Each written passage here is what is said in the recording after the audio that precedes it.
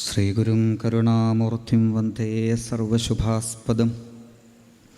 ഹീനജ്ഞാനപ്രകാശേന ദർശിതം ഭഗവത്പദം ശ്രീമദ്ഗുരുചരണാരവിന്ദാഭ്യം നമഃ.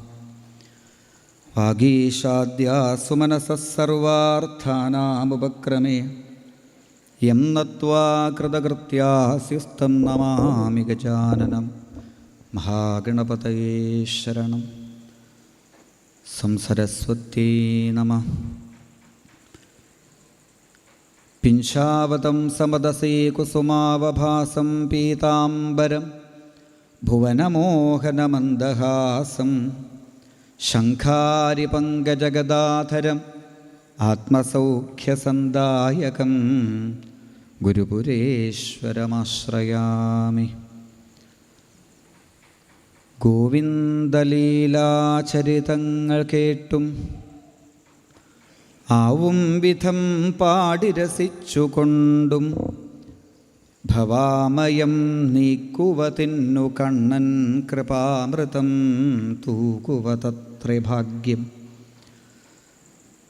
സർവത്ര ഗോവിന്ദനാമസങ്കീർത്തനം ഗോവിന്ദ ഗോവിന്ദ.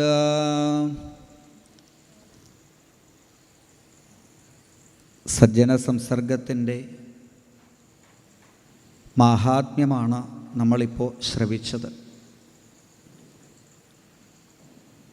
സത്സംഗം വളരെ വളരെ പ്രധാനമായിട്ട് പറയുമ്പോൾ ഈ സത്സംഗത്തിന് ഇപ്പോൾ എവിടേക്കാണ് പോവുക?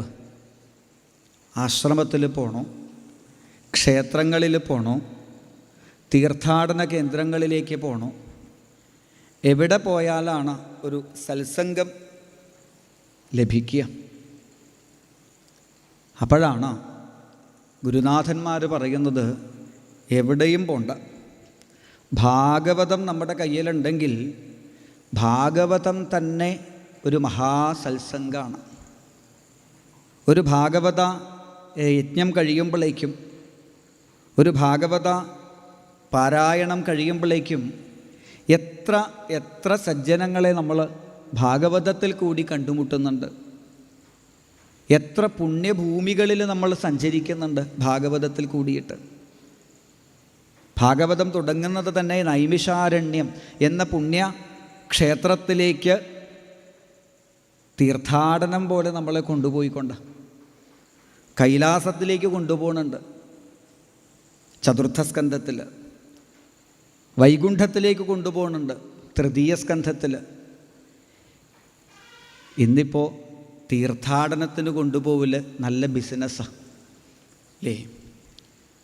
പക്ഷേ ഒരു ചെലവുമില്ലാണ്ട്, ഒരു ക്ലേശവുമില്ലാതെ നമുക്ക് തീർത്ഥാടനത്തിന് വഴിയൊരുക്കുകയാണ് ശ്രീമദ് ഭാഗവതം.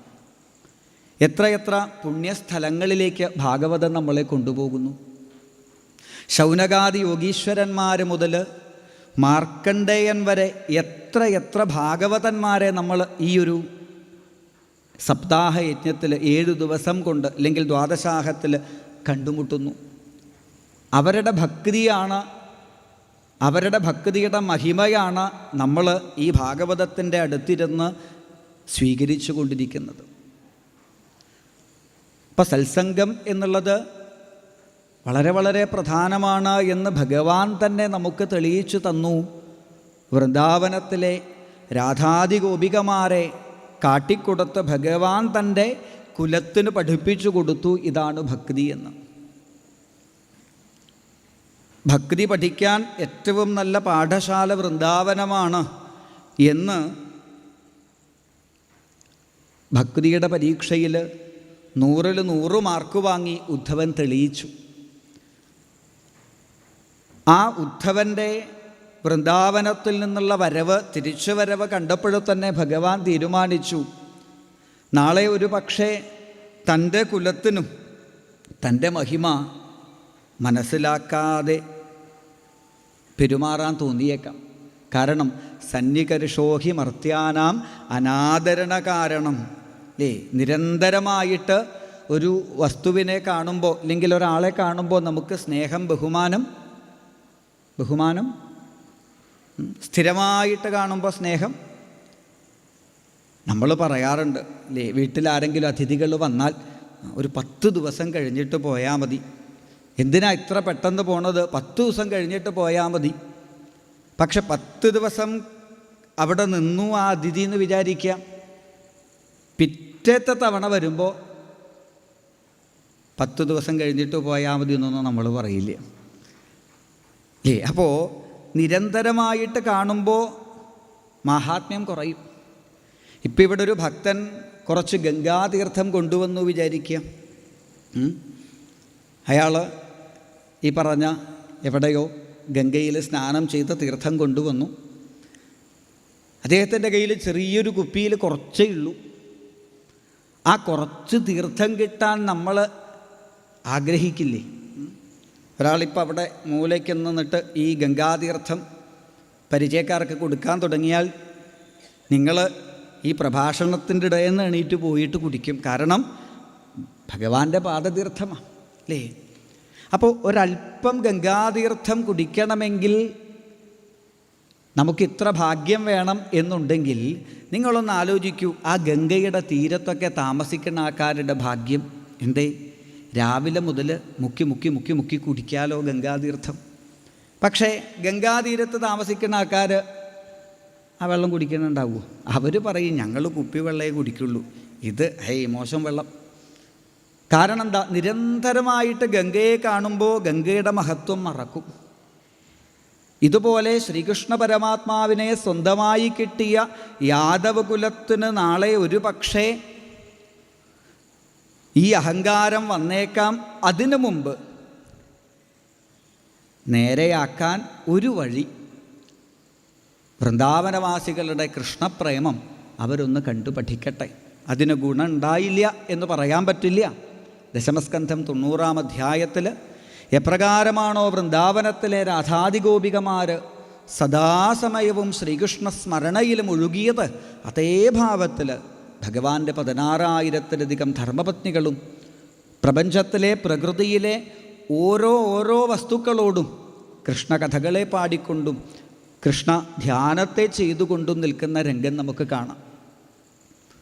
അപ്പോൾ ആ ഒരു മഹാസത്സംഗത്തിൻ്റെ മഹിമയാണ് നമ്മളിപ്പോൾ കേട്ടത്. ഇത്രയൊക്കെ സത്സംഗത്തിൻ്റെ മഹിമയിൽ കൂടി, സത്സംഗ മഹിമ എന്ന് വെച്ചാൽ അവിടെ ഭഗവാന്റെ മഹിമകളെ ഉണ്ടാവുള്ളൂ. നേരത്തെ ഇവിടെ പറഞ്ഞതുപോലെ തന്നെ സജ്ജനങ്ങൾ, ഭക്തന്മാർ തമ്മിൽ കണ്ടുമുട്ടിയാൽ അവർക്ക് ചോദിക്കാൻ ഒന്നേയുള്ളൂ ഭഗവാനെക്കുറിച്ച്, അവർക്ക് പറയാനും ഒന്നേയുള്ളൂ ഭഗവാന്റെ മഹിമകൾ.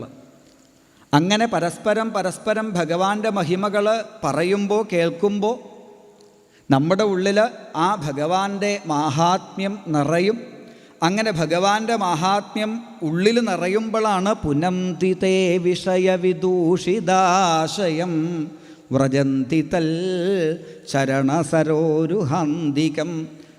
നമ്മുടെ ഉള്ളിലുള്ളതായ ആ കൽമഷങ്ങളെല്ലാം നീങ്ങി അവിടെ ഭഗവാന്റെ മാഹാത്മ്യം നിറയും. അങ്ങനെ ഭഗവാന്റെ മാഹാത്മ്യം നമ്മുടെ ഉള്ളിൽ ഓരോ കഥകളിൽ കൂടിയിട്ട് കോരി നിറയ്ക്കുന്നത് കൊണ്ടാണ് ഭാഗവത യജ്ഞത്തിൽ അല്ലെങ്കിൽ ഭാഗവത രംഗത്തിൽ 1-ാം ദിവസം ഉണ്ടായ ഭാവമാവില്ല 2-ാം ദിവസം ആവുമ്പോൾ. ഓരോ ദിവസം കഴിയുമ്പോഴും നമ്മുടെ ഉള്ളിൽ നാമം ജപിക്കാനുള്ള ശക്തിയും നാമം ജപിക്കാനുള്ള ശ്രദ്ധയും നാമം ജപിക്കാനുള്ള താല്പര്യവും വർദ്ധിക്കുന്നതായിട്ട് കാണാം. അങ്ങനെ ഭവേ ഭവേ യഥാഭക്തി പാദയോസ്തവജായതേ, നാഥനായിട്ട് ഭഗവാൻ മാത്രമേ ഉള്ളൂ എന്നും ഈ ഭഗവാന്റെ പാദാരവിന്ദമേ ഇനി ആശ്രയമുള്ളൂ എന്നും 7-ാം ദിവസമാകുമ്പോഴേക്കും തിരിച്ചറിഞ്ഞ് സകല സജ്ജനങ്ങളും ഭക്തന്മാരും കൂടി ഭാഗവതത്തെ സാക്ഷി നിർത്തി ഹരയേ നമഃ എന്ന് ഉറക്കെ നാമം ജപിച്ചിട്ടാണ് ഓരോ ഭാഗവത രംഗവും നമ്മൾ സമർപ്പിക്കുക അല്ലേ.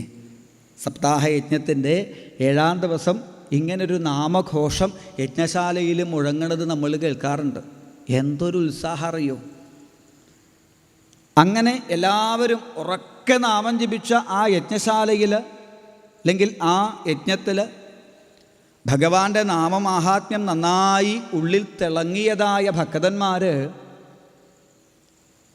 പക്ഷേ അടുത്ത സപ്താഹ യജ്ഞത്തിൽ മാഹാത്മ്യ ദിവസം അല്ലെങ്കിൽ തുടങ്ങുന്ന ദിവസമാകുമ്പോൾ സർവത്ര ഗോവിന്ദനാമ സങ്കീർത്തനം എന്ന് പറയുമ്പോൾ വേണോ, ജപിക്കണോ? ജപിച്ചാൽ കുഴപ്പമാവുമോ? അല്ലേ? ഗോവിന്ദ ഗോവിന്ദ എന്തോ ഒരു സാധനം വന്ന് തടഞ്ഞിരിക്കുക. അപ്പോൾ ഇവിടെ ഇരുന്ന് ഭഗവാന്റെ കഥകൾ കേട്ട് നമ്മുടെ ഉള്ളിലുള്ള ഈ ഹൃദയ കൽമഷങ്ങൾ മാലിന്യങ്ങളൊക്കെ നീങ്ങിയിട്ടുണ്ടെങ്കിലും ഇവിടുന്ന് പുറത്തേക്കെത്തിയാൽ വീണ്ടും ഇതൊക്കെ വീണ്ടും വന്ന് നിറയും. അതിന് 5 പാത്രങ്ങൾ നമ്മൾ കോരി നിറയ്ക്കാൻ വേണ്ടിയിട്ട് 5 ഇന്ദ്രിയങ്ങളിൽ കൂടിയിട്ടും പല കൽമഷങ്ങളും നമ്മുടെ ഉള്ളിലേക്ക് നിറയുമ്പോൾ ഈ പറഞ്ഞ ഭഗവാന്റെ മഹിമകൾ ഒരു പക്ഷേ നമ്മൾ മറന്നുപോയേക്കാം. ഒക്കെ ഭഗവാന്റെ ലീലയാണ്, എല്ലാം ഭഗവാന്റെ ഇച്ഛയാണ്, ഇതൊക്കെ ഭഗവാന്റേതാണ് എന്നൊക്കെ പറയുന്ന ആളാണെങ്കിലും കേൾക്കണാണെങ്കിലും എല്ലാം ഭഗവാന്റേതാണെന്നൊക്കെ പറഞ്ഞ് ഇവിടുന്ന് പുറത്തേക്കെത്തി എൻ്റെ ചെരുപ്പ് അല്ലേ, എല്ലാം ഭഗവാന്റേതാണെങ്കിൽ പിന്നെ എൻ്റെ ചെരുപ്പ് എന്ന് പറയേണ്ട ആവശ്യമില്ല. പക്ഷെ പുറത്തേക്ക് എത്തുമ്പോഴേക്കും ഞാൻ, എൻ്റേത്, ഇത് വീണ്ടും തലയിൽ കയറുക. അപ്പം എത്രയൊക്കെ നമ്മൾ വേണ്ട വേണ്ട വേണ്ട എന്ന് വിചാരിച്ചാലും ഈ സാധനം നമ്മളെ വിട്ടങ്ങ് പോകുന്നില്ല. ഏത്? അഹങ്കാരം. മുമ്പ് പറഞ്ഞതുപോലെ എനിക്കങ്ങനെ ഒരു അഹങ്കാരവും ഇല്ല എന്ന് ഇടയ്ക്കിടയ്ക്കേ പറയുന്ന അഹങ്കാരികളെ പോലെ നമ്മളൊക്കെ അഹങ്കാരം തലയിൽ കൊണ്ടു നടക്കുന്ന ആൾക്കാർ തന്നെ. പണ്ടൊരാളൊരു പ്രഭാഷണം നടത്തി. എന്താ വിഷയം എന്നറിയോ? അഹങ്കാരം ആപത്ത്. അതിഗംഭീര പ്രഭാഷണം. അഹങ്കാരാൽ ബുദ്ധിനാശാൽ പ്രണശ്യതി. അഹങ്കരിച്ചാൽ ബുദ്ധി നശിക്കും, ബുദ്ധി നശിച്ചാൽ എന്നേക്കുമായിട്ട് നശിക്കും, അതുകൊണ്ട് അഹങ്കരിക്കരുതേ എന്നൊക്കെ പ്രഭാഷണം ചെയ്ത് പ്രഭാഷണം കഴിഞ്ഞ് പുറത്തിറങ്ങിയ ഉടനെ ഇയാൾ കൂട്ടുകാരനോട് ചോദിക്കുക, എങ്ങനെയുണ്ട് എൻ്റെ പ്രഭാഷണം? അപ്പം എത്രയൊക്കെ ആയാലും ഈ അഹങ്കാരം വിട്ടുപോണില്ല. ശരി, അഹങ്കരിച്ചാലോ ഭഗവാനെ ഒട്ട് കിട്ടാനും പോണില്ല. ഗോപികമാരുടെ ഉള്ളിൽ ചെറിയൊരഹങ്കാരം അല്ലേ? എല്ലാം വിട്ട് വിസൃജ്യ ലജ്ജാം, ലജ്ജയെല്ലാം വിട്ട് നാമം ജപിച്ചവരാ ഗോപികമാർ. ലജ്ജയെല്ലാം വിട്ട് ഭഗവാന്റെ മുൻപിൽ ചെന്ന് ഭഗവാനെ നമസ്കരിച്ചതാ കാത്യായനി പൂജാസമയത്ത്. ഭഗവാന്റെ ഒരു വേണുഗാനം കേൾക്കുമ്പോഴേക്കും ശരീരാഭിമാനം മുഴുവൻ ഇല്ലാതെയായ ഗോപികമാർ വ്യത്യസ്ത വസ്ത്രാഭരണങ്ങളായിട്ട് കൃഷ്ണനെ ആശ്രയിക്കാൻ പോയതാ. എന്നിട്ടും ഭഗവാൻ അടുത്ത് കിട്ടിയപ്പോൾ കൃഷ്ണൻ ഞങ്ങളുടെ സ്വന്തമാണല്ലോ, വീണ്ടും പൊങ്ങി വന്നു അഹങ്കാരം. അപ്പോഴാണല്ലോ ഭഗവാൻ അപ്രത്യക്ഷായത്. അപ്പോൾ അഹങ്കാരം നമ്മുടെ ഉള്ളിലുണ്ടോ ഭഗവാനെ കിട്ടില്ല. അതിൻ്റെ പ്രതീകമാണ് ഈ കർപ്പൂരമൊക്കെ. ഭഗവാന്റെ മുമ്പിലെത്തുമ്പോൾ കർപ്പൂരം കത്തിക്കുന്നത് എന്തിനാ വെച്ചാൽ കർപ്പൂരം കത്തി കത്തി കത്തി കത്തി അവസാനം എന്താ ഉണ്ടാവുക? ഒന്നും ഉണ്ടാവാൻ പാടില്ല ശരിക്കും. ഇപ്പോൾ കർപ്പൂരം കത്തിച്ചാൽ കുറേ കരിയും പുകയൊക്കെ ബാക്കിയാവുന്നുണ്ട്. ശരിക്കും കർപ്പൂരം പോലെ ഭഗവാന്റെ മുൻപിൽ നമ്മുടെ അഹങ്കാരം ഇല്ലാണ്ടാവണം. പക്ഷെ നമുക്കാണെങ്കിലോ ഈ ഞാൻ എൻ്റേത് ഇതിങ്ങനെ ഇടയ്ക്കിടയ്ക്ക് പറഞ്ഞിട്ടില്ലെങ്കിൽ ഒരു സമാധാനം ആവണമില്ല. അപ്പോഴാണ് ഭാഗവതം നമുക്ക് ഒരു അനുഗ്രഹം തരുന്നത്. എന്താ അറിയോ? അഹങ്കരിച്ചോളൂ, ഒരു കുഴപ്പമില്ല. എന്നിട്ട് എന്ത് കരുതണമെന്നറിയോ? എനിക്കിങ്ങനെ അഹങ്കരിക്കാൻ പറ്റുന്നത് ഭഗവാന്റെ അനുഗ്രഹമാണെന്ന് വിചാരിച്ചാൽ മതി. അങ്ങനെ ഭക്തിയോടെ ഇല്ലെങ്കിൽ ഭഗവാന്റെ മഹിമ അറിയുന്ന ഒരു ഭക്തന് ഭക്തന്മാർക്കും അഹങ്കാരമൊക്കെ വരും. പക്ഷേ ഭക്തന്മാർക്ക് അഹങ്കാരം വന്നാൽ എന്താ ഗുണം? പ്രശമായ പ്രസാദായ. ഭക്തന്മാരാണെങ്കിലും എത്ര കേമനാണെങ്കിലും അഹങ്കാരം വരും. ഭാഗവതത്തിൽ ദശമസ്കന്ധത്തിൽ ഇതുവരെയുള്ള കഥകളിലൊക്കെ എത്ര അഹങ്കാരികളെ നമ്മൾ കണ്ടു അല്ലേ? ദേവേന്ദ്രന് അഹങ്കാരം വന്നില്ലേ? ബ്രഹ്മാവിന് വന്നില്ലേ? ഗോപികമാർക്ക് വന്നില്ലേ? അപ്പം ഇവരുടെയൊക്കെ അഹങ്കാരത്തെ ഭഗവാൻ നീക്കി അനുഗ്രഹിച്ചു. അപ്പോൾ ഭക്തന്മാർക്ക് അഹങ്കാരം വന്നാൽ ഒരു ഗുണമുണ്ട്. സ്വതവേ അഹങ്കാരികൾ എങ്ങനെയാണ് നടക്കുക? അഹങ്കാരികൾ എങ്ങനെയാണ് നടക്കുക? തല താഴ്ത്തിയിട്ടാണോ? അല്ല. പണ്ടുള്ള വീടുകൾക്കൊക്കെ, പഴയ തറവാടുകൾക്കൊക്കെ ഈ ആദ്യം കയറണ പടിയുണ്ടല്ലോ, അത് കുറച്ച് താണിട്ടേ വയ്ക്കുള്ളൂ. എന്തിന്? എന്നാലേ തല താഴ്ത്തുള്ളൂ നമ്മൾ, അല്ലേ? അപ്പോൾ അഹങ്കാരികൾ തല താഴ്ത്താണ്ടാ നടക്കുക. അപ്പോൾ കുറച്ചും കൂടി അഹങ്കരിച്ചാലോ? കുറച്ചുകൂടി പിറകോട്ട്. കുറച്ചുകൂടി അഹങ്കരിച്ചാൽ കുറച്ചും കൂടി പിറകോട്ട്. അങ്ങനെ ആലോചിച്ചാൽ അഹങ്കാരം വല്ലാണ്ട് കൂടി എങ്ങനെ വീഴുക? അഹങ്കാരം കൂടി എങ്ങനെ വീഴുക? മലർന്നിട്ടാ വീഴുക. ഈ മലർന്ന് വീഴുമ്പോൾ ഒരു കുഴപ്പമുണ്ട്. എന്താ അറിയോ? ഒരോപ്ഷനും ഇല്ല. മലർന്ന് വീഴുമ്പോൾ കാല് കുത്താന്നോ മുട്ടുകുത്താന്നോ പിടിക്കാന്നോ ഒരോപ്ഷനും ഇല്ല. മലർന്ന് വീണാൽ അടി എവിടെയാണ് കിട്ടുക? മലർന്ന് വീണാൽ അടി എവിടെയാണ് കിട്ടുക? തലയ്ക്ക. എന്നാൽ കമിഴ്ന്ന് വീഴുമ്പോൾ നമുക്ക് കുറേ ഓപ്ഷനുണ്ട്, അല്ലേ? കമിഴ്ന്ന് വീണ സമയത്ത് വേണമെങ്കിൽ മുട്ടുകുത്താം, വല്ലതും പിടിക്കാൻ കിട്ടുമോ നോക്കാം, കൈ കുത്താം. ഇതൊക്കെ കഴിഞ്ഞിട്ടേ തല താഴ്ത്ത് മുട്ടുള്ളൂ.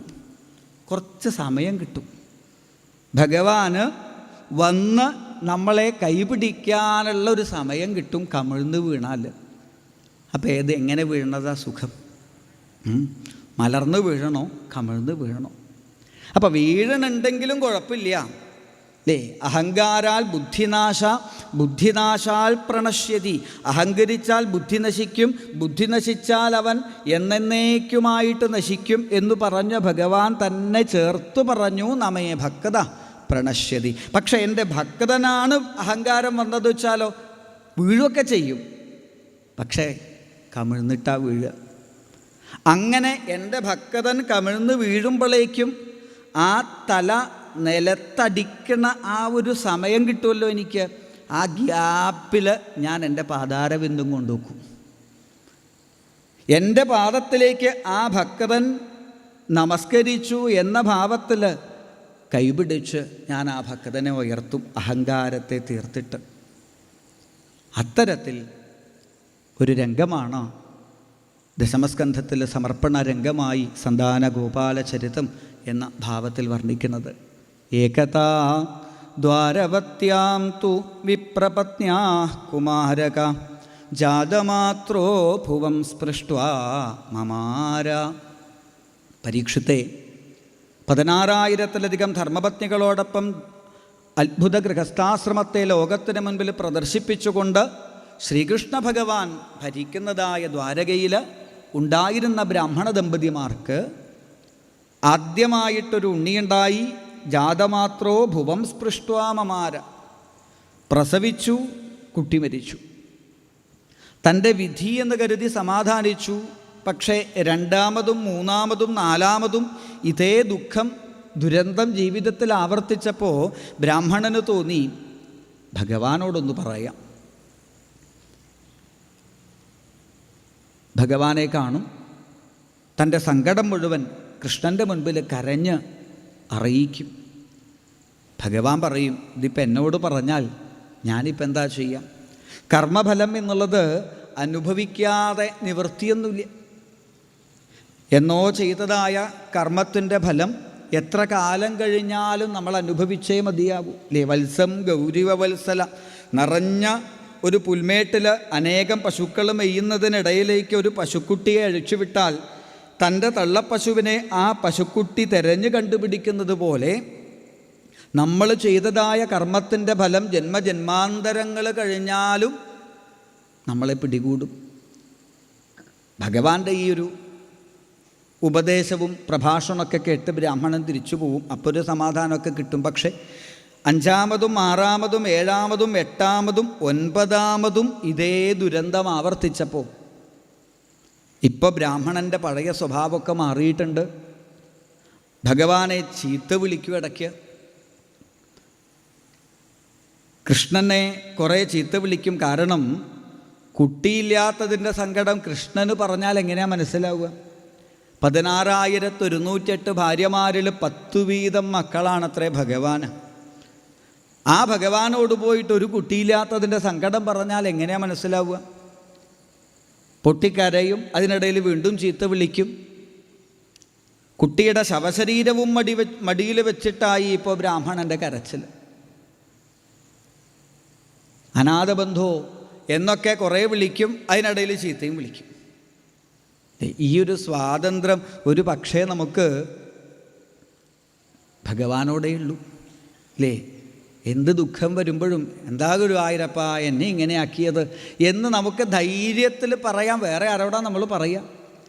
അയൽവാസിയുടെ അടുത്ത് പോയിട്ട് പറയാൻ പറ്റുമോ നീ കാരണം ഞാൻ ഇങ്ങനെ ആയതെന്ന്? ഭാര്യയോട് പറയാൻ പറ്റുമോ? മക്കളോട് പറയാൻ പറ്റുമോ? ഒരാളോടും പറയാൻ പറ്റില്ല. കാരണം എന്താ? അവരോടൊക്കെ പറഞ്ഞാൽ ഇങ്ങോട്ട് വേറെ പലതും കേൾക്കേണ്ടി വരും. നേരെ മറിച്ച് ഭഗവാന്റെ മുമ്പിൽ പോയിട്ട് എന്തിനാ കൃഷ്ണ എന്നോട് ഇങ്ങനെ എന്നൊക്കെ ചോദിച്ചാൽ ചിരിച്ചോണ്ട് കേട്ടോളും. അപ്പോൾ ശകാരിക്കാനും സ്നേഹിക്കാനും ഒക്കെ നമുക്ക് സ്വാതന്ത്ര്യമുള്ള ഒരവതാരമാണ് കൃഷ്ണാവതാരം. അതുകൊണ്ട് മറ്റൊരവതാരത്തോടും തോന്നാത്ത ഒരു ആകർഷണം അല്ലേ? എൻ്റെ ശ്രീരാമ, എൻ്റെ വരാഹമൂർത്തെ, എൻ്റെ നരസിംഹമൂർത്തെ, എൻ്റെ കൂർമാവതാരമൂർത്തെ, കുറച്ച് പണി തന്നെയാണ്. പക്ഷേ എൻ്റെ കൃഷ്ണ എന്ന് വിളിക്കുമ്പോൾ കിട്ടുന്ന ആ ഒരു കുളിര്, ഇവിടെ ആ ബ്രാഹ്മണൻ 9ാമത്തെ കുട്ടിയുടെയും ശവശരീരം മടിയിൽ വെച്ച് ഭഗവാനെ വിളിച്ച് പൊട്ടിക്കരയുമ്പോഴാണ് പിടിച്ചെഴുന്നേൽപ്പിച്ചതൊരു ചെറുപ്പക്കാരൻ. എന്തിനാ കരയണത്? എന്താ അങ്ങയുടെ സങ്കടം ചോദിച്ചപ്പോൾ പറഞ്ഞു കാര്യങ്ങളൊക്കെ. സങ്കടം കേട്ടപ്പോൾ ആ ചെറുപ്പക്കാരനും കുറച്ച് വിഷമമായി. അങ്ങ് ഇത്ര ദുഃഖം അനുഭവിക്കുന്ന ആളാണെന്ന് കരുതിയില്ല. ഏതായാലും കൃഷ്ണനോട് അങ്ങ് സങ്കടം പറഞ്ഞില്ലേ? അപ്പോൾ ബ്രാഹ്മണൻ പറഞ്ഞു, കൃഷ്ണനോട് പറഞ്ഞു എന്നല്ല, കൃഷ്ണനോടേ പറഞ്ഞിട്ടുള്ളൂ. എന്നിട്ട് ആദ്യമൊക്കെ കുറേ ഉപദേശമൊക്കെ തരാറുണ്ട്. വിധിയാണ്, കർമ്മഫലമാണ്, അനുഭവിക്കുന്നേ വഴിയുള്ളൂ. ഒരു കല്യാണവും കഴിക്കണ്ടെന്ന് വിചാരിച്ചിട്ട് ഞാനിപ്പോൾ 16,000-ലധികം ഭാര്യമാരെ കൊണ്ട് കഷ്ടപ്പെടുന്നില്ലേ? അതുപോലെ ഓരോ ആൾക്ക് ഓരോ തരത്തിലുള്ള കർമ്മഫലം എന്നൊക്കെ പറഞ്ഞ് എന്നെ ഇടയ്ക്ക് ഞാൻ പോകുമ്പോൾ എന്നേക്കാൾ വലിയ പ്രാരബ്ധക്കാരനായിട്ടങ്ങ് അഭിനയിക്കും. എന്നിട്ടെന്താ? ഇതാ 9ാമത്തെ കുട്ടിയും മരിച്ചു. ഇത് കേട്ടപ്പോൾ ആ ചെറുപ്പക്കാരന് സങ്കടമായി. ഈ കൃഷ്ണനെയാണോ ആൾക്കാർ ഭക്തവത്സലൻ, കരുണാനിധി എന്നൊക്കെ വിളിക്കുന്നത്? ഒരു ബ്രാഹ്മണൻ സ്വന്തം കുട്ടി മരിച്ചിട്ട് കൊട്ടാരത്തിൻ്റെ മുമ്പിൽ വന്നിങ്ങനെ ചങ്കുപൊട്ടി കരയുമ്പോൾ അകത്ത് കയറി വാതിലടച്ചിരിക്കുക കൃഷ്ണൻ. അല്ല, ചിലപ്പോൾ കൃഷ്ണന് ഇങ്ങനെയുള്ള കേസൊക്കെ ഏറ്റെടുക്കാൻ കുറച്ച് പേടിയുണ്ടാവും. എന്നാൽ എന്നെപ്പോലൊരു വില്ലാളി വീരന് ഇതങ്ങനെ കണ്ടു നിൽക്കാൻ പറ്റുമോ? എന്നെപ്പോലെയുള്ളതായ ഒരു യോദ്ധാവിന് ഇതങ്ങനെ കണ്ടു നിൽക്കാൻ പറ്റുമോ? പതുക്കെ ആ ചെറുപ്പക്കാരൻ്റെ ചോര ചൂട് പിടിക്കാൻ തുടങ്ങി. ബ്രാഹ്മണ, ഇപ്പോഴെങ്കിലും എന്നെ കണ്ടുമുട്ടിയത് അങ്ങയുടെ ഒരു ഭാഗ്യമാണെന്ന് കരുതിക്കോളൂ. ഞാൻ കുറച്ച് കാലമായി ഇപ്പോൾ ദ്വാരകയിലേക്ക് വരാണ്ട്. ഞാനിവിടുന്ന് തെറ്റിയതിൻ്റെ കുഴപ്പമാണ്. നമ്മളൊക്കെ ഇടയ്ക്കിടയ്ക്ക് പറയുന്ന ഡയലോഗാണ്, ഞാനവിടെ ഇല്ലെങ്കിലുണ്ടല്ലോ, ഞാനവിടെ നിന്ന് തെറ്റിയാലുണ്ടല്ലോ, ഞാനവിടെ ഇല്ലെങ്കിൽ എന്താ അവർക്കത്ര സമാധാനം കിട്ടും. പക്ഷെ നമ്മളിത് കൊടുക്കൂല്ലേ. കുറച്ച് കാലമായിട്ട് ഞാനിപ്പോൾ ദ്വാരകയിലേക്ക് വരാറില്ല, അതിൻ്റെ കുഴപ്പം. ഏതായാലും ഈ 9 കുട്ടികളും അങ്ങയ്ക്ക് നഷ്ടപ്പെടാൻ കാരണം എന്താ അറിയോ? എൻ്റെ വിധി. വിധിയൊക്കെ നമ്മൾ ഉണ്ടാക്കുന്നതല്ലേ. പിന്നെ 9 കുട്ടികളും അങ്ങയ്ക്ക് നഷ്ടപ്പെടാൻ ഒരൊറ്റ കാരണമേ ഉള്ളൂ. എന്താ അത്? ഇഹനാസ്തി ധനുർധര. ഈ ദ്വാരകയിൽ നേരാവണ്ണം അമ്പും വില്ലും പിടിക്കാനറിയണ ഒരുത്തനില്ല, അതിൻ്റെ കുഴപ്പം. ആകെ ദ്വാരകയിൽ ധനുസ് നേരാവണ്ണം ഉപയോഗിക്കുന്ന ഒരാൾ ഞാൻ മാത്രം. ഞാനിവിടെ ഇല്ല താമസം, എന്നാലും ഇടയ്ക്കിടയ്ക്ക് വരാറുണ്ട്. ഇപ്പോൾ കുറേ ആയിട്ട് തിരക്ക.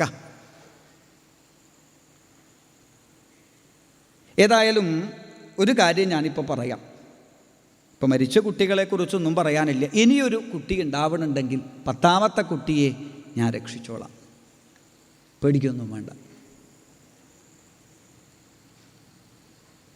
ബ്രാഹ്മണൻ ആ ചെറുപ്പക്കാരൻ്റെ മുഖത്തേക്കൊരു നോട്ടം നോക്കി. വെറുതെ പറയാണോ? അല്ല, അഗ്നിം പ്രവേശ്യേ, അങ്ങയുടെ 10ാമത്തെ കുട്ടിയെ രക്ഷിക്കാൻ സാധിച്ചിട്ടില്ലെങ്കിൽ അഗ്നിയിലേക്ക് എടുത്തു ചാടി ഞാൻ ശരീരത്തെ ത്യജിക്കും. സത്യം ചെയ്തു. ഇപ്പം പണ്ടത്തെ കാലമായതുകൊണ്ട് സത്യപ്രതിജ്ഞ ചെയ്തവരെയൊക്കെ വിശ്വസിക്കാം. വെറുതെ ഒന്നും സത്യം ചെയ്യില്ലല്ലോ. ഇപ്പം ബ്രാഹ്മണന് കുറച്ച് വിശ്വാസമായി. ബ്രാഹ്മണൻ ചോദിച്ചു, എനിക്കൊരു സംശയമുണ്ട്. ചോദിച്ചാൽ വിഷമില്ലല്ലോ. ഓ, ചോദിച്ചോളൂ. ഇവിടെ സംഘർഷണോ വാസുദേവ പ്രദ്യുമ്നോ ധന്യനോംവര അനിരുദ്ധോ അപ്രതിരതോ നത്രാതും ശക്നുവന്ധ്യതൽ തൽ കഥം नु ഭവാൻ കർമ്മ ദുഷ്കരം ജഗദീശ്വരൈ. ജഗദീശ്വരന്മാരായിട്ടുള്ള രാമകൃഷ്ണന്മാർ, പ്രദ്യുമ്നൻ, അനിരുദ്ധൻ തുടങ്ങിയിട്ടുള്ളതായ മഹാശക്തന്മാർ, ഇവരൊന്നും വിചാരിച്ചിട്ട് പറ്റാത്ത കാര്യം അങ്ങയ്ക്ക് സാധിക്കുന്നാണോ പറയുന്നത്? അതെ. അത്ര കേമനാണോ അങ്ങ്? അതെ. എന്നാ ഞാൻ ചോദിക്കട്ടെ? ചോദിക്കൂ. ആരാ നിങ്ങൾ? ഇത് കേട്ടപ്പോൾ തന്നെ ആ ചെറുപ്പക്കാരന് ദേഷ്യം വന്നു. കാരണം ലോകം മുഴുവൻ എന്നെ അറിയുന്നും വിചാരിച്ച് അഹങ്കരിച്ച് മസിലും പിടിച്ച് നിൽക്കുക. അങ്ങനെ ലോകം മുഴുവൻ തന്നെ അറിയുന്നും വിചാരിച്ച് നിൽക്കണ തൻ്റെ മുഖത്ത് നോക്കിയിട്ട് ഒരാൾ ആരാ നിങ്ങൾ എന്ന് ചോദിച്ചപ്പോൾ എന്നെ അറിയാത്ത ആൾക്കാരും ഉണ്ടല്ലേ ഈ ലോകത്ത്. ലോകവിവരില്ലാത്തൊരു ബ്രാഹ്മണൻ. അതുകൊണ്ടാണ് എന്നെ അറിയാത്ത ഒരാളും ഈ ത്രിലോകങ്ങളിലും ഉണ്ടാവില്ല. ഭൂമിയിൽ മാത്രമല്ല, എവിടെയും എന്നെക്കുറിച്ച് പറഞ്ഞാൽ ആൾക്കാരറിയും. അപ്പോൾ ഈ ബ്രാഹ്മണൻ എന്നെക്കുറിച്ച് ഇതുവരെ കേട്ടിട്ടില്ല എന്ന് വെച്ചാൽ ഒന്ന് പരിചയപ്പെടുത്തി കൊടുക്കാം. ബ്രാഹ്മണ, ഞാൻ ആരാ അറിയോ? ആരാ? ന പ്രദ്യുമ്നോ നാനിരുദ്ധോ ന രാമോ ന ച കേശവ. ഇപ്പോൾ കുറേ ആൾക്കാരുടെ പേര് പറഞ്ഞില്ലേ നിങ്ങൾ? പ്രദ്യുമ്നൻ, അനിരുദ്ധൻ, രാമൻ. ഞാൻ ഇവരൊന്നുമല്ല. ഞാൻ പ്രദ്യുമ്നനല്ല, ഞാൻ അനിരുദ്ധനല്ല, ഞാൻ ബലരാമനല്ല. ഇതെന്തിനാ ഇവരുടെയൊക്കെ പേര് ആദ്യം പറഞ്ഞതെന്ന് വെച്ചാൽ അവസാനം തൻ്റെ പേര് പറയണം. ഇതിന് എന്നാലേ താൻ നായകനാവുള്ളൂ. അല്ലേ? സിനിമയിൽ ആദ്യം തന്നെ നായകൻ വരുമോ? ഇല്ല. നായകൻ അവസാനം വരിക. അപ്പോഴാണ് കയ്യടി കിട്ടുക നായകന്. ഇവിടെ സകലരുടെയും പേര് പറഞ്ഞ് അവസാനം പറഞ്ഞു. അഹം വാ അർജുനോ നാമ ഗാണ്ഡീവം വ്യസ്യ വൈധനോ. ഞാനാണ് മധ്യമപാണ്ഡവനായ വില്ലാളി വീരനായ അർജുനൻ. മഹാദേവനെ പരാക്രമം കൊണ്ട് കിരാതപരമേശ്വരനിൽ നിന്ന് പാശുപതത്തെ സ്വന്തമാക്കിയ, അഗ്നിയിൽ നിന്ന് ഗാണ്ഡീവത്തെ സ്വന്തമാക്കിയ അർജുനൻ പറയുന്നു, 10ാമത്തെ കുട്ടിയെ ഞാൻ രക്ഷിക്കാം, അങ്ങ് പോയിക്കോളൂ. ബ്രാഹ്മണൻ അവിടെ നിന്ന് തിരിച്ചുപോയി. അർജുനൻ പിന്നെ ദ്വാരകയിൽ തന്നെ താമസം. ഇനി അല്ലേ, ഇന്നത്തെ ഭാഷയിൽ പറഞ്ഞാൽ ഇതൊരു ചലഞ്ചായിട്ട് കൃഷ്ണന് പറ്റാത്ത കാര്യം തനിക്ക് സാധിക്കും എന്ന് ഉള്ള ഭാവത്തിൽ ഏറ്റെടുത്തു. ഇനി പുതിയ കേസൊന്നും പുതിയതായിട്ട് കുറച്ച് കാലത്തേക്ക് ഏറ്റെടുക്കണില്ല. ഈ ബ്രാഹ്മണൻ്റെ കാര്യം തീരുമാനമായിട്ടേ ഉള്ളൂ എന്നൊക്കെ തീരുമാനിച്ച് കൃഷ്ണനോട് പറഞ്ഞു, കൃഷ്ണ, ഞാനിനി കുറച്ച് ദിവസം ദ്വാരകയിലുണ്ടാവും. സന്തോഷം. അങ്ങനെ കാലം നീങ്ങി. ബ്രാഹ്മണപത്നി ഗർഭം ധരിച്ചു. ബ്രാഹ്മണൻ വന്ന് അർജുനനോട് കാര്യങ്ങളൊക്കെ പറഞ്ഞു. കൃത്യമായിട്ട് ഓരോ മാസമുള്ള വിവരങ്ങളൊക്കെ അർജുനനെ ധരിപ്പിച്ചു. പ്രസൂതികാല ആസന്നേ ഭാര്യായ ദ്വിജസത്തമ. പ്രസവ സമയമായി. അർദ്ധരാത്രിയിൽ ദ്വാരകയുടെ ഗോപുരത്തിൻ്റെ മുൻപിൽ വന്ന് ബ്രാഹ്മണനെ ഉറക്കെ നിലവിളിച്ചു. പാഹി പാഹി പ്രജാം മൃത്യോരിത്യാഹ അർജുന മാധുര. അർജുന ഓടിവരൂ എന്നും പറഞ്ഞ് ബ്രാഹ്മണൻ അങ്ങനെ നിലവിളിക്കുന്നത് കേട്ടപ്പോൾ അർജുനൻ കണ്ണു തുറന്നു. സമയം നോക്കിയപ്പോൾ 12:45. അല്ല, രാത്രിയിലായത് നന്നായി. പകലാണെങ്കിൽ കൃഷ്ണനും കൂടി വരും, ഞാൻ ഓടിക്കാൻ വണ്ടി എന്നും പറഞ്ഞിട്ട്. ഇതിപ്പോൾ ഏതായാലും കൃഷ്ണൻ അപ്പുറത്തെ മുറിയിൽ ഉറങ്ങട്ടെ, ഞാനിപ്പോൾ പോകുന്നു. ബ്രാഹ്മണൻ്റെ 10ാമത്തെ കുട്ടിയെ ഞാൻ രക്ഷിക്കുന്നു. നാളെ ദ്വാരകയിൽ ഞാനും കൃഷ്ണനും കൂടി ഇങ്ങനെ നടക്കും. അപ്പോൾ ആൾക്കാരൊക്കെ വന്ന് എൻ്റെ കൈ പിടിച്ചിട്ട് അർജുന ഉഷാറാക്കി, അർജുന ഗംഭീരാക്കി. കൃഷ്ണൻ്റെ അടുത്ത് വെച്ച് എല്ലാവരും എന്നെ അങ്ങനെ പുകഴ്ത്തുമ്പോൾ കൃഷ്ണൻ പോലും അത്ഭുതപ്പെടും. കൃഷ്ണൻ ചോദിക്കും, എന്താ അർജുന സംഗതി? അപ്പോൾ ഞാൻ പറയും, അത് ഇന്നലെ രാത്രിയിൽ കൃഷ്ണൻ ഉറങ്ങണ സമയത്തേ ഞാൻ ആ ബ്രാഹ്മണൻ്റെ 10ാമത്തെ കുട്ടിയെ അങ്ങ് രക്ഷിച്ചു. ഇതങ്ങ് കേൾക്കുമ്പോൾ കൃഷ്ണൻ എന്നോട് പറയും, അർജുന നീ എന്നേക്കാ കേമനാട്ടോ. എന്തൊക്കെയോ തലയിൽ അഹങ്കാരം കൊണ്ട് കയറ്റി അർജുനൻ അമ്പും ബില്ലുമൊക്കെ എടുത്ത് ബ്രാഹ്മണനോടൊപ്പം പുറപ്പെടുന്നു. തിര്യകൂർദ്ധമത പാർത്ത ചകാര ശരപഞ്ചരം, തൻ്റെ ശരജാലങ്ങളെ കൊണ്ട് ഒരു പ്രസവമുറി അവിടെ ഉണ്ടാക്കി. കാരണം എന്താ വെച്ചാൽ ഈ ബ്രാഹ്മണൻ ഇടയ്ക്കിടയ്ക്ക് അർജുനൻ ഇങ്ങനെ നോക്കൂത്രേ. അർജുനൻ നോക്കണ സമയത്ത് ബ്രാഹ്മണൻ വലിയ ബഹുമാനമൊക്കെ കാണിക്കുമെങ്കിലും അർജുനൻ്റെ ശ്രദ്ധ എങ്ങ് മാറിയാൽ ബ്രാഹ്മണൻ സംശയത്തോടു കൂടി ഒരു നോട്ടുണ്ട്, ഇവനെ കൊണ്ട് പറ്റുമോ? അപ്പോൾ അർജുനന് മനസ്സിലായി, ഇതുവരെ ഈ ബ്രാഹ്മണൻ എൻ്റെ കലാപരിപാടിയൊന്നും നേരിട്ട് കണ്ടിട്ടില്ല, അതിൻ്റെ കുഴപ്പമാണ്. അപ്പോൾ തൻ്റെ കഴിവ് ഈ ബ്രാഹ്മണനൊന്ന് കാണിച്ചാൽ ഇയാൾക്ക് കുറേ വിശ്വാസമാവല്ലോ. അതിനു വേണ്ടിയിട്ട് അർജുനൻ തൻ്റെ ശരജാലങ്ങളെ കൊണ്ടൊരു പ്രസവമുറി ഉണ്ടാക്കി, ഇതിൻ്റെ ഉള്ളിൽ നിന്ന് പ്രസവിച്ചാൽ മതി. അങ്ങനെ ബ്രാഹ്മണ പത്നിയെയും സഹായികളായിട്ടുള്ള ആൾക്കാരെയൊക്കെ അതിനകത്തേക്ക് കയറ്റി വാതിലും അവിടെ അടച്ചു. അർജുനൻ അമ്പും ബില്ലും ഒക്കെ എടുത്ത് ധൈര്യമായിട്ട് അങ്ങനെ നിൽക്കുകയാണ്. ബ്രാഹ്മണൻ പരിഭ്രമിച്ച് ചുറ്റും ഓടുന്നൊക്കെയുണ്ട്. കുറച്ച് കഴിഞ്ഞു കുമാരസമജായത, കുട്ടിയുണ്ടായി. അകത്തുനിന്ന് സ്ത്രീകൾ വിളിച്ചു പറഞ്ഞു, ബ്രാഹ്മണ ഭാര്യ പ്രസവിച്ചു, സുഖപ്രസവം. ബ്രാഹ്മണനുണ്ടായൊരു സന്തോഷം, ഓടി വന്ന് അർജുനൻ അങ്ങനെ കെട്ടിപ്പിടിച്ചു. അർജുന, എത്രയോ കാലം മുമ്പ് ഞാൻ നിന്നെ കണ്ടിട്ടുണ്ടെങ്കിൽ എന്തായിരിക്കും എനിക്ക് സന്തോഷം, എന്തായാലും ഇപ്പോഴെങ്കിലും കാണാൻ പറ്റിയല്ലോ എന്നൊക്കെ പറഞ്ഞപ്പോഴേക്കും പെട്ടെന്ന് കുട്ടിയുടെ കരച്ചിൽ അവിടെ ഇല്ലാണ്ടായി. പിന്നെ കേട്ടത് ഇതിൻ്റെ വാതിലൊന്ന് പൊളിക്കോ, കൂട്ടക്കരച്ചിൽ, സ്ത്രീകളുടെ കരച്ചിൽ കേട്ട് ബ്രാഹ്മണൻ പോയി വാതിൽ ചവിട്ടിപ്പൊളിച്ചു. എന്തുപറ്റി? സശരീരോ വിഹായസ, ഇവിടെ കിടത്തിയിരുന്ന കുട്ടിയുടെ ശരീരം കാണാനില്ലേ, മുകളിലേക്ക് പോയി, എന്നിട്ട് മുന്നേ കാണാണ്ടായി. അവിടുന്ന് ബ്രാഹ്മണൻ വന്ന് അർജുനനെ അങ്ങ് തുടങ്ങി ചീത്ത വിളിക്കാൻ. കൃഷ്ണനെ ചീത്ത വിളിക്കാൻ ലൈസൻസുള്ള ആളാണ്. അപ്പോൾ പിന്നെ അർജുനനെ ചീത്ത വിളിക്കാൻ വല്ല ബുദ്ധിമുട്ടുണ്ടോ? നീ എന്തൊക്കെയാ പറഞ്ഞത്? പ്രദ്യുമ്നനല്ല, അനിരുദ്ധനല്ല. നിൻ്റെ അമ്പും ബില്ലും പിടിച്ചിട്ടുള്ള നിപ്പ് കണ്ടപ്പോൾ നിന്നെ വിശ്വസിച്ച ഞാനാ വിഡ്ഢി. ക്ലീപകഥനം, ആണും പെണ്ണും കെട്ടവനായ നിൻ്റെ വാക്ക് ഞാൻ വിശ്വസിച്ചു പോയല്ലോ. അല്ല, സത്യപ്രതിജ്ഞ ചെയ്തത് ഓർമ്മയുണ്ടല്ലോ. മഴക്കാലത്ത് കുറച്ച് കഞ്ഞി വെച്ച് കുടിക്കാൻ വേണ്ടിയിട്ട് വിറക് പുരയിൽ വിറക് വെച്ചിട്ടുണ്ട് ഞാൻ. മഴക്കാലത്ത് ഞാൻ കഞ്ഞി കുടിച്ചിട്ടില്ലെങ്കിലും കുഴപ്പമില്ല, നിന്നെ ഞാനിപ്പോൾ തീയിലിട്ട് കൊല്ലും എന്നും പറഞ്ഞ് ബ്രാഹ്മണൻ വിറക് പുരയിലേക്ക് ഓടുന്നു. വിറകെടുത്ത് പുറത്തിടാൻ തുടങ്ങി. അർജുനൻ കുളിച്ച് ഈറനണിഞ്ഞ് ഭസ്മം ധരിച്ച് ആ ആളിക്കത്തുന്നതായ അഗ്നിക്ക് പ്രദക്ഷിണം തുടങ്ങി. ഓരോ പ്രദക്ഷിണം കഴിയുമ്പോഴും ഹൃദയത്തിൽ ശ്രീമഹാദേവൻ്റെ കിരാതപരമേശ്വരൻ്റെ രൂപത്തെ അങ്ങനെ ധ്യാനിച്ച് അഗ്നിയിലേക്ക് എടുത്ത് ചാടാനൊന്ന് ഭാവിക്കുമ്പോഴേക്കും അർജുനൻ്റെ ഹൃദയത്തിൽ പാർത്ഥസാരഥിയായ ആ കൃഷ്ണൻ്റെ രൂപം ഇങ്ങനെ വിളങ്ങിയെന്ന്. അപ്പോഴാണ് അർജുനൻ ചിന്തിച്ചത്, കൃഷ്ണനോടൊരു വാക്ക് പറഞ്ഞില്ലല്ലോ. ഇനിയിപ്പോൾ കൃഷ്ണനോട് പോയിട്ട് വേണ്ട, അതിലും ഭേദം ഞാൻ ചാവണ തന്നെയാണ്. അഗ്നിയിലേക്ക് എടുത്ത് ചാടി. എന്നാൽ രണ്ട് തണുത്ത കൈകൾ ആ അഗ്നിനാളങ്ങൾക്ക് ഇടയിൽ നിന്ന് അർജുനനെ പിടിച്ചു പുറത്തേക്കിട്ട് തിരിഞ്ഞു നോക്കിയ സമയത്ത് പുഞ്ചിരിച്ചുകൊണ്ട് നിൽക്കുന്ന ഭഗവാനെ കണ്ടു. കൃഷ്ണനോ? അർജുന, നീ ഇപ്പം ഈ തീയിൽ ചാടി ചത്താലേ എനിക്കാ സങ്കടം. എന്താ? വീരാണാം അഹം അർജുന. വിഭൂതിയോഗം പറയുമ്പോൾ വീരന്മാരിൽ ഞാൻ വില്ലാളി വീരനായ അർജുനനാണ് എന്ന് പറയണമെങ്കിൽ നീ തീയിൽ ചാടി ചാവാൻ പാടില്ല. ഞാൻ കാണിച്ചു തരാം കുട്ടികളെ എന്ന് പറഞ്ഞ് തൻ്റെ സ്വർണ്ണരഥത്തിലേക്ക് അർജുനനെ പിടിച്ചിരുത്തി.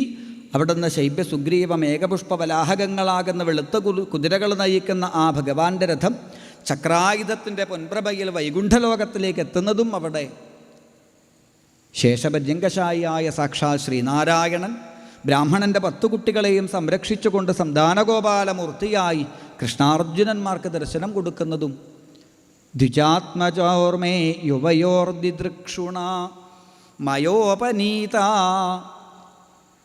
നിങ്ങളെ ഒന്ന് നേരിട്ട് കാണണം എന്ന് വിചാരിച്ച് ഞാനാണ് കുട്ടികളെ ഇങ്ങോട്ട് കൊണ്ടുവന്നത്. ഏതായാലും കൃഷ്ണാവതാര കർത്തവ്യങ്ങളെല്ലാം കഴിഞ്ഞു. ഇനി അധികം വൈകാതെ തിരിച്ചെഴുന്നള്ള എന്ന ആ വൈകുണ്ഠമൂർത്തിയുടെ വാക്ക് കേട്ട് തഥേത്യോമിതി തദ്വജ, അങ്ങനെ തന്നെ എന്ന ഭാവത്തിൽ കൃഷ്ണാർജുനന്മാർ ആ പാലാഴിനാഥനെ നമസ്കരിച്ചു. കുട്ടികളെ കൊണ്ടുപോയിക്കോളൂ, യഥാരൂപം യഥാവയ. ഓരോ കുട്ടികളും അതാത് വയസ്സിൽ അങ്ങനെ 10 കുട്ടികളെയും കൂട്ടി പാർത്ഥസാരഥി അർജുനനോടൊപ്പം ഭൂമിയിലേക്ക് തിരിച്ചു വരുന്നതും ബ്രാഹ്മണന് അർജുനൻ വഴി തന്നെ ആ 10 കുട്ടികളെയും തിരിച്ചു നൽകുന്നതുമായ രംഗം. അർജുനൻ്റെ മുൻപിൽ വന്ന്, നിന്നെപ്പോലൊരു വില്ലാളി വീരൻ വേറെയില്ല, ഒരു കുട്ടിയെ തരാമെന്ന് പറഞ്ഞിട്ട് നീ 10 കുട്ടികളെയും തിരിച്ചു തന്നുവല്ലോ, അർജുന നിന്നെപ്പോലൊരു കേമൻ വേറെയില്ലാട്ടോ എന്നൊക്കെ ആ ബ്രാഹ്മണൻ പാടിപ്പുകഴ്ത്തുമ്പോൾ തല താഴ്ത്തി നിൽക്കുന്ന അർജുനൻ്റെ 2 കണ്ണുകളും നിറഞ്ഞൊഴുകി. കാരണം ആളിക്കത്തുന്ന അഗ്നിയിൽ അല്പസമയം മുമ്പ് ഭസ്മമാകേണ്ടിയിരുന്നവനായിരുന്നു താൻ.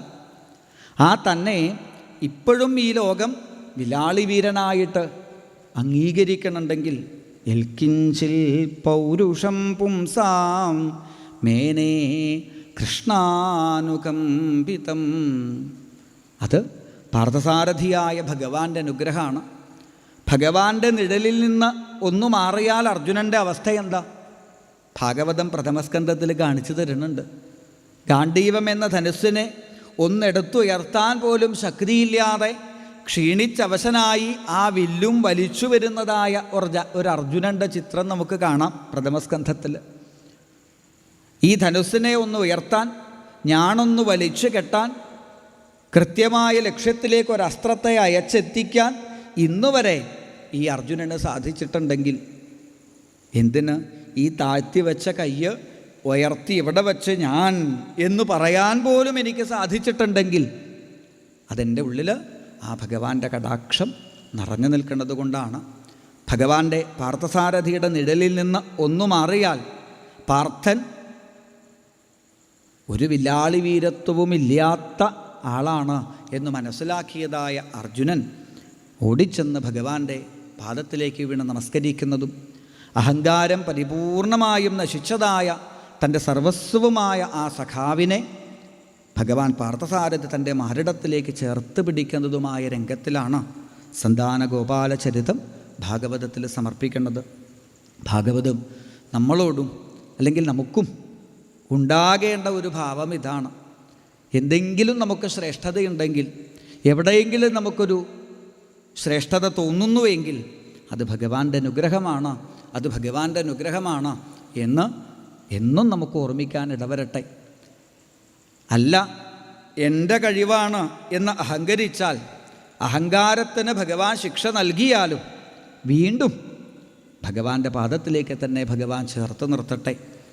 മുമ്പ് പറഞ്ഞതുപോലെ വേണ്ടതായ ശിക്ഷ നൽകിയിട്ടാണെങ്കിലും ഭഗവാന്റെ മഹിമയാണ് ഒരു വാക്ക് പറയാൻ, ഒരു നോക്ക് കാണാൻ, ഒരു ശബ്ദം കേൾക്കാൻ, ഒരടി കാലുകൊണ്ട് വയ്ക്കാൻ ഒക്കെ സാധിക്കണമെങ്കിൽ എൽക്കിഞ്ചിൽ പൗരുഷം പുംസാം മേനേ കൃഷ്ണാനുകമ്പിതം.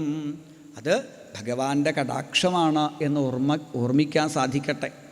അഹങ്കരിച്ചാൽ ചിലപ്പോൾ ലോകത്തിൻ്റെ മുൻപിൽ നമ്മൾ കേമന്മാരായേക്കാം അല്ലേ? ലോകത്തിൻ്റെ മുൻപിൽ ചിലപ്പോൾ നമ്മൾ വലിയ കേമന എന്നൊക്കെ പറഞ്ഞേക്കാം. പക്ഷേ നമുക്കിപ്പോൾ ലോകത്തിൻ്റെ മുമ്പിലല്ല, ഭഗവാന്റെ മുൻപിൽ നമുക്ക് ഈ മനുഷ്യജന്മം ഭംഗിയായി എന്ന് തോന്നിക്കണം. അതിന് ഭഗവാനെ സദാസമയവും സ്മരിക്കാൻ സാധിക്കണം. ആരെങ്കിലും നമ്മളെ തൊഴുമ്പോൾ നമസ്കരിക്കുമ്പോഴൊക്കെ ഇതിനൊക്കെ കാരണം ഇതിനകത്ത് ആ ഭഗവാന്റെ കടാക്ഷമുള്ളതാണ് എന്ന് ഓർമ്മിക്കണം. അത് മറന്നിട്ട് എന്നെയാ നമസ്കരിക്കുന്നത്, എൻ്റെ കേമത്ത എന്ന് വിചാരിച്ചാൽ ഭഗവാന്റെ മുമ്പിലൊരു പക്ഷേ നമ്മൾ വിഡ്ഢിയാവും അല്ലേ? എവിടെയൊരു സ്ഥലത്ത് ഒരു സപ്താഹയജ്ഞത്തിന് പോയപ്പോൾ യജ്ഞത്തിൻ്റെ 1-ാം ദിവസം ക്ഷേത്രത്തിൻ്റെ ഉള്ളിൽ പിറകുഭാഗത്ത് ഞാൻ അവിടുത്തെ മേൽശാന്തിയോട് സംസാരിച്ചുകൊണ്ടിരിക്കുക. അപ്പോൾ ആൾക്കാരൊക്കെ തൊഴുതിങ്ങനെ പ്രദക്ഷിണം വെച്ച് വരുമ്പോഴാണ് ഞാൻ ശ്രദ്ധിച്ചത്, ഈ വരുന്നവരൊക്കെ എന്നെ കാണുമ്പോൾ തൊഴുന്നുണ്ട്. ഒരാളൊന്നുമല്ല, വരുന്ന എല്ലാവരും എന്നെ കണ്ട് തൊഴുതിട്ടേ പോണുള്ളൂ. അപ്പോഴും തന്നെ അഹങ്കരിക്കാൻ എനിക്ക് വേറെ വല്ലതും വേണോ അല്ലേ? ഞാൻ ആലോചിച്ചു, ഞാനിപ്പോൾ ഇവിടെ സപ്താഹം തുടങ്ങിയിട്ടേ ഉള്ളൂ. അപ്പോഴേക്കും ഇവർക്കൊക്കെ എന്നോട് ഇത്ര ബഹുമാനമാണെങ്കിൽ 7-ാം ദിവസം ആകുമ്പോഴേക്കും ഇവരൊക്കെ ഇനി എന്തൊക്കെയാണ് ചെയ്യുക എന്നൊക്കെ വിചാരിച്ച് ഈ വരുന്ന തൊഴുന്ന ആൾക്കാരോടൊക്കെ ഞാനും വലിയ ബഹുമാനത്തിലൊക്കെ തലയൊക്കെ കുലുക്കിയിട്ടൊക്കെ നിന്നു.